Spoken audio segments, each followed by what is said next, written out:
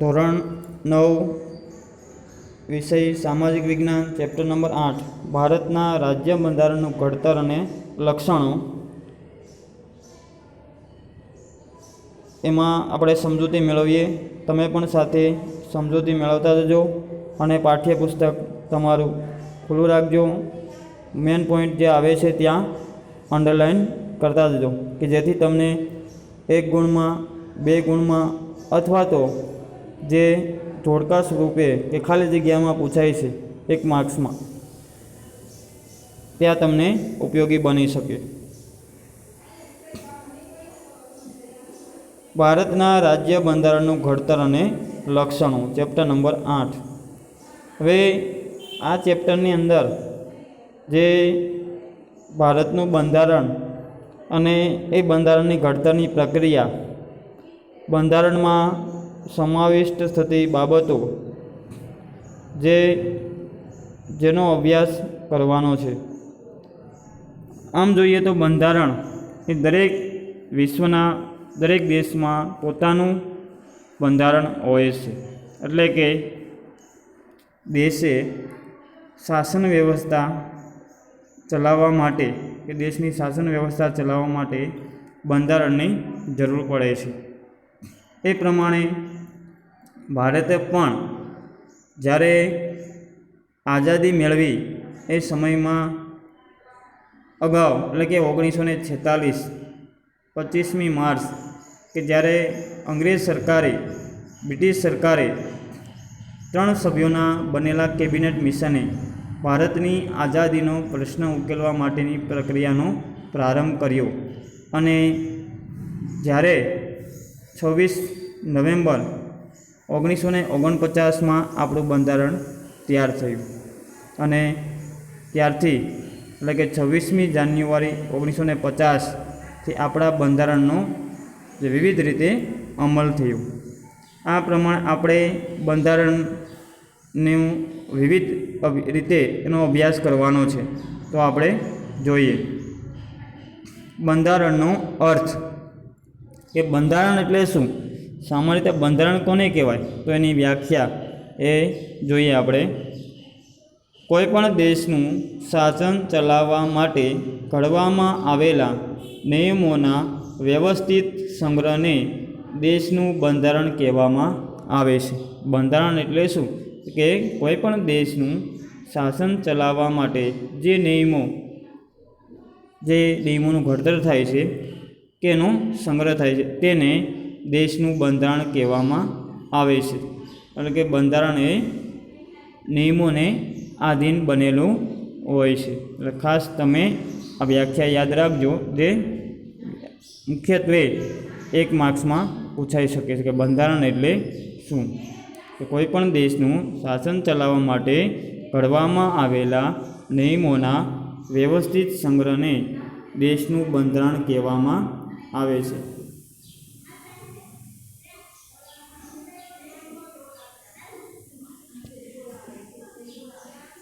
હવે બંધારણનું મહત્ત્વ જોઈએ આપણે કે બંધારણ છે એ શું મહત્ત્વ રહેલું છે. બંધારણનું મહત્ત્વ, બંધારણ એ દેશનો પાયાનો અને મહત્ત્વનો દસ્તાવેજ છે. જે જમીન મિલકતનો જે દસ્તાવેજ હોય છે એ પ્રમાણે દેશનો એક દસ્તાવેજ છે બંધારણ એ. કે રાજ્ય સરકારે, કેન્દ્ર સરકારે બંધારણને આધીન દેશની કામગીરી, દેશનો વહીવટ ચલાવવો. એટલે કે બંધારણ એ દેશનો પાયાનો દસ્તાવેજ છે, પાયાનો અને મહત્ત્વનો દસ્તાવેજ છે. બંધારણની જોગવાઈઓના આધારે દેશમાં કાયદાઓ ઘડવામાં આવે છે. જે બંધારણને આધીન, બંધારણમાં સમાવિષ્ટ થતા જે આર્ટિકલ્સ છે, જે પરિશિષ્ટો છે, એને આધીન દેશમાં કાયદાઓ, નીતિ નિયમોનું ઘડતર કરવામાં આવે છે સરકાર દ્વારા, કેન્દ્ર સરકાર દ્વારા કે રાજ્ય સરકાર દ્વારા. દેશના કાયદાઓ બંધારણને સુસંગત અને બંધારણીય જોગવાઈઓના આધીન જ હોવા જોઈએ. જે કેન્દ્ર સરકાર અને રાજ્ય સરકાર જે કાયદાઓ ઘડે છે એ કાયદાઓ બંધારણને આધીન જ હોવા જોઈએ. એટલે કે નાગરિકોને કોઈ પણ પ્રકારે કાયદાઓમાં અન્યાય થતો ન હોવો જોઈએ. બંધારણને આધીન જ કાયદાઓનું ઘડતર, જે કેન્દ્ર લેવલે સંસદ એ કાયદાઓ ઘડે છે અને રાજ્ય લેવલે એ રાજ્યની વિધાનસભા કાયદાઓ ઘડે છે, પરંતુ એ કાયદાઓ બંધારણને આધીન ઘડતર થયેલા હોવા જોઈએ, જોડાયેલા હોવા જોઈએ. બંધારણ કાયદાઓથી સર્વોપરી છે.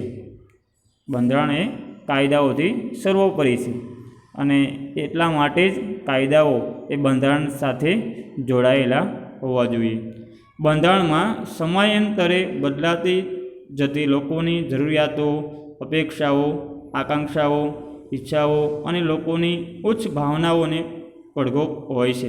તેથી જ બંધારણને જીવંત અને મૂળભૂત દસ્તાવેજ કહેવાય છે. જેમ જેમ સમય જતો જાય એ પ્રમાણે લોકોની જરૂરિયાતો, અપેક્ષાઓ અને આકાંક્ષાઓ અને ઈચ્છાઓમાં પણ પરિવર્તન આવે છે. એટલા માટે કાયદાઓ અને નીતિ નિયમો એ પ્રમાણેનું ઘડતર થતું હોય છે અને બંધારણ એ જીવંત અને મૂળભૂત દસ્તાવેજ છે. એ કાયમી દસ્તાવેજ છે, એનો કોઈ સમયગાળો નથી હોતો. એટલા માટે અમુક અંતરે બંધારણમાં સુધારાઓ, વધારાઓ અને બંધારણમાં જે કાંઈ નવા નવા કાયદાઓ અને એ કાયદાઓનું ઘડતર થતું હોય છે. બંધારણની ઘડતર પ્રક્રિયા, આપણે અહીંયા બંધારણનો અર્થ અને મહત્ત્વ વિશેનો અભ્યાસ કર્યો. હવે આગળ બંધારણના ઘડતરની પ્રક્રિયા, બંધારણના ઘડતરની પ્રક્રિયા એના વિશેનો અભ્યાસ કરીએ.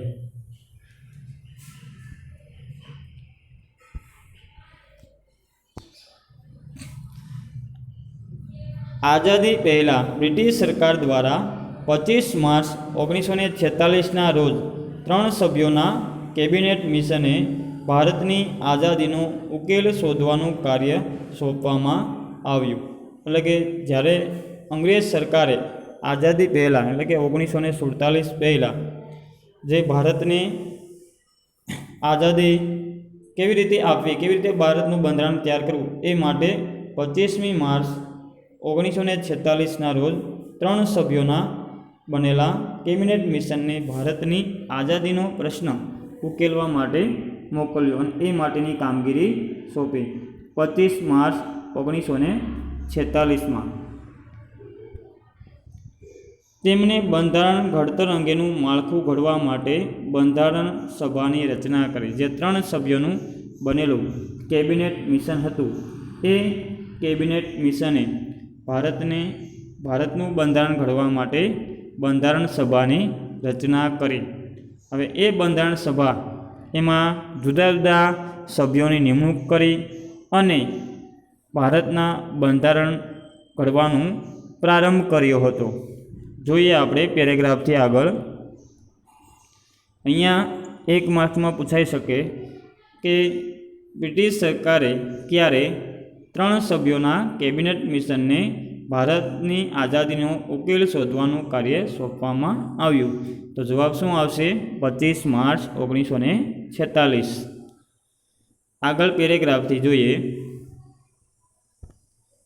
બંધારણ સભામાં કુલ 385 સભ્યો હતા, પણ તો અહીંયા વિદ્યાર્થી મિત્રો જૂની બુકમાં 385 લખેલા છે, તો એમાં સુધારો કરવાનો છે કે 389 સભ્યો હતા બંધારણ સભામાં, જેમાં વિવિધ જે 389 સભ્યો હતા એ જુદા જુદા ધર્મ, કોમ, જાતિ, લિંગ અને ભૌગોલિક પ્રદેશની વ્યક્તિઓ તેમજ કેટલાક એવા પણ હતા કે જે રાજકીય પક્ષોના પ્રતિનિધિઓ, જુદા જુદા રાજકીય પક્ષો સાથે જોડાયેલા લોકો પણ બંધારણ કામગીરીમાં તેની નિમણૂક થયેલી હતી. વિવિધ ક્ષેત્રોના તજજ્ઞ વ્યક્તિઓ, અનુભવી વ્યક્તિઓ છે, એ પણ ભારતની બંધારણની કામગીરીમાં જોડાયા હતા. વ્યક્તિઓનો સમાવેશ કરવામાં આવ્યો હતો. તદઅનુસાર મહત્ત્વના સભ્યોમાં, હવે મુખ્યત્વે મહત્ત્વના જે સભ્યો હતા એ સભ્યોમાં જોઈએ તો જે બંધારણની મુખ્ય કામગીરીમાં જેને ભાગ લીધો એવા જે મુખ્ય કામગીરી માં જોડાયેલા સભ્યો કે Jawaharlal Nehru, Sardar Patel, Maulana Abul Kalam Azad, Shyama Prasad Mukherjee, S P Modi, S V Kamath, Frank Anthony, Kanaiyalal Munshi, Gopal Swami Iyengar,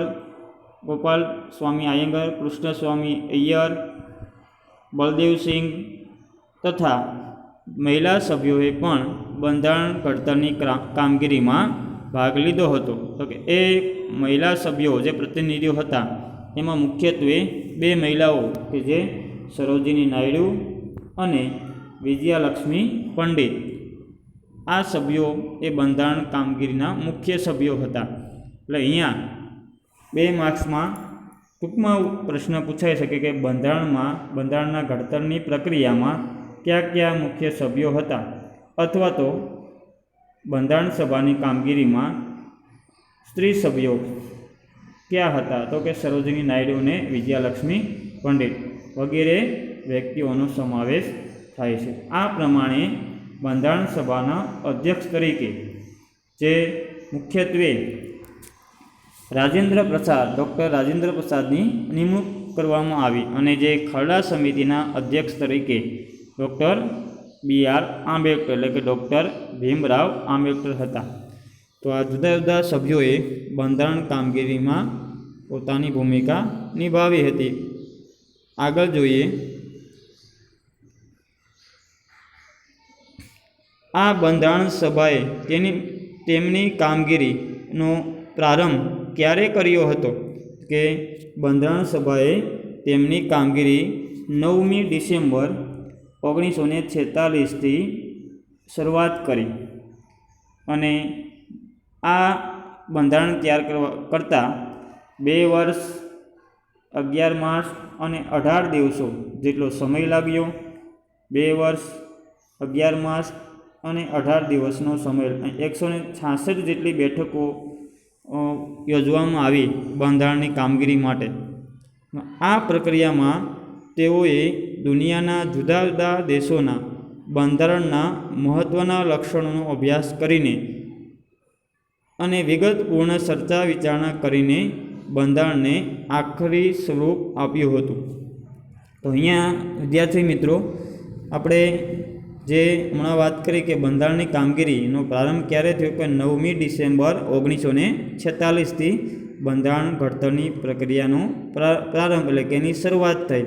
તો આપણું બંધારણ કે ભારતનું બંધારણ તૈયાર કરતાં કેટલો સમય લાગ્યો? 2 વર્ષ 11 માસ અને 18 દિવસ જેટલો સમય લાગ્યો અને 166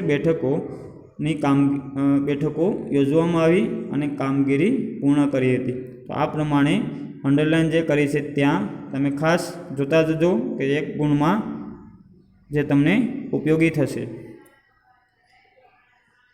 એટલે જુદા જુદા દેશોના જે બંધારણના ઘડતર માટે એની વિગતો, જુદા જુદા દેશોના બંધારણનો અભ્યાસ કરી અને એમાંથી કેટલીક બાબતોનો ઉમેરો એ ભારતના બંધારણમાં કરવામાં આવ્યો હતો. બંધારણમાં પ્રથમ એટલે કે શરૂઆતમાં બંધારણમાં પ્રથમ 395 અનુચ્છેદ એટલે કે આર્ટિકલ્સ અને 8 પરિશિષ્ટો હતા. ત્યારબાદ સુધારા વધારા કરીને 461 અનુચ્છેદ, આર્ટિકલ્સ અને 12 પરિશિષ્ટો થયા. એટલે જે આર્ટિકલ્સ અને પરિશિષ્ટ હોય એટલે કે જુદા જુદા કાયદા હોય, એની કલમો હોય, એની પેટા કલમો હોય છે. બરાબર, એ પ્રમાણે શરૂઆતમાં 395 અનુચ્છેદ એટલે આર્ટિકલ્સ, 8 પરિશિષ્ટ, ત્યારબાદ 461 અનુચ્છેદ એટલે કે આર્ટિકલ્સ અને 12 પરિશિષ્ટો થયા. 26મી નવેમ્બર 1949ના રોજ બંધારણ સભામાં બંધારણ સર્વાનુમતે પસાર થયું. જે ભારતનું બંધારણ છે 26 નવેમ્બર 1949માં જે ભારતનું બંધારણ છે એ બંધારણ સભાએ સર્વાનુમતે પસાર કર્યું એટલે કે બંધારણ તૈયાર કર્યું અને કાયદાનું સ્વરૂપ અપાયું અને ત્યારથી જ એ ભારતમાં એ બંધારણનો અમલ છે, બંધારણ એ લાગુ કરવામાં આવ્યું કાયદા દ્વારા. એનું 26મી જાન્યુઆરી 1950થી ભારતમાં બંધારણ અમલમાં આવ્યું અને 26મી જાન્યુઆરી 1950થી સમગ્ર ભારતના રાજ્યમાં અને કેન્દ્રશાસિત પ્રદેશોમાં 26મી જાન્યુઆરી 1950થી તેનો અમલ શરૂ થયો. એટલા માટે આપણે 26મી જાન્યુઆરીના દિવસને પ્રજાસત્તાક દિવસ તરીકે ઉજવીએ છીએ. જેમ 15મી ઓગસ્ટ એ આપણો સ્વતંત્રતા પર્વ છે કે જ્યારે આપણે આઝાદી મેળવી હતી ભારતે, અને 26મી જાન્યુઆરી 1950થી આપણા ભારતના બંધારણનો અમલ થયો. એટલા માટે આપણા બે દિવસ 26મી જાન્યુઆરી અને 15મી ઓગસ્ટ એ રાષ્ટ્રીય તહેવાર તરીકે સમગ્ર ભારતમાં એની ઉજવણી કરવામાં આવે છે.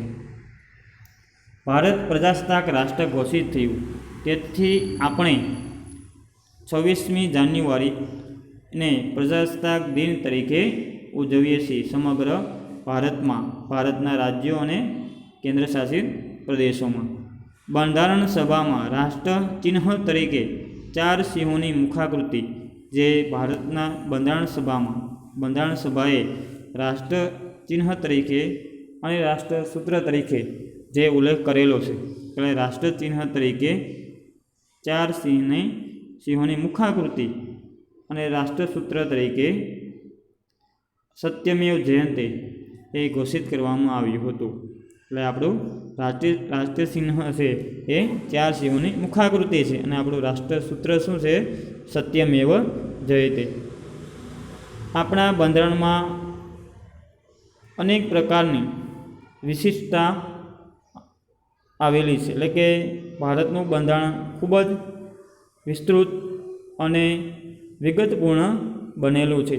તો ભારતના બંધારણમાં લોકોના મૂળભૂત હકો, મૂળભૂત ફરજો, રાજ્યનીતિના માર્ગદર્શક સિદ્ધાંતો, સરકારના અંગો, કાર્યો, કેટલીક સૂચનાઓ, ન્યાયતંત્ર વગેરે જેવી બાબતોને મહત્ત્વ આપવામાં આવ્યું છે. અને વિગતપૂર્ણ એ હકો, મૂળભૂત ફરજો, રાજ્યનીતિના સિદ્ધાંતો, સરકારની કામગીરી વગેરેનો વિગતપૂર્ણ અભ્યાસ કરી અને આપણું બંધારણ તૈયાર કરવામાં આવેલું છે. આ બધી જ બાબતોનો સમાવેશ એ આપણા બંધારણમાં કરવામાં આવ્યો છે.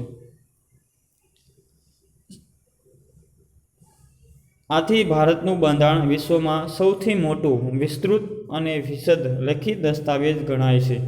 ભારતનું બંધારણ કેવું છે કે વિશ્વમાં સૌથી મોટું, વિસ્તૃત અને વિગતપૂર્ણ એ આપણું બંધારણ તૈયાર કરેલું છે. બંધારણ સભાએ 2 વર્ષ, 11 માસ અને 18 દિવસનો સમય આ બંધારણ તૈયાર કરતાં લાગ્યો હતો. એટલા માટે ભારતનું બંધારણ સૌથી મોટું, વિસ્તૃત અને વિશદ એટલે કે વિસ્તૃત લેખિત દસ્તાવેજ છે.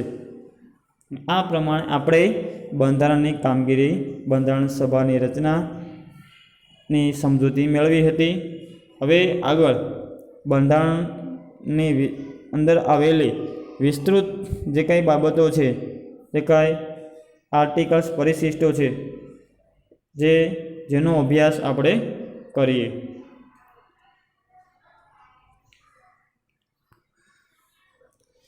બંધારણની અંદર આપણે જોઈએ કે બંધારણની શરૂઆત એ આમુખથી થાય છે.